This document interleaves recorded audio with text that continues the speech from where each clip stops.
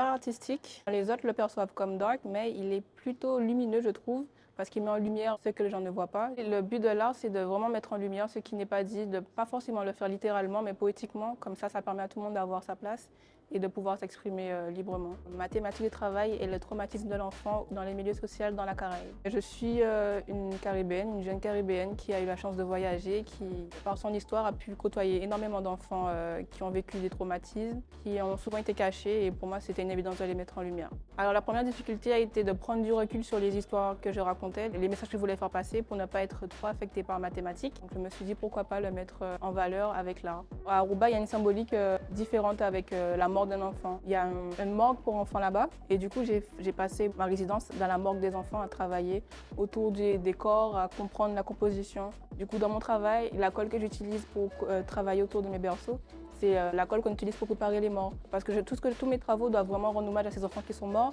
dans des conditions très dures. Ils nous permettent de nous rendre compte qu'il y a autant d'enfants qui meurent tout le temps dans ces services-là et on ne donne pas forcément de valeur. Alors dans mon travail, la couleur a une très grande place parce que je parle de choses qui sont dures, que je n'illustre jamais avec des couleurs sombres. C'est vraiment la Caraïbe qui me permet de travailler autour des couleurs qui sont très flashy.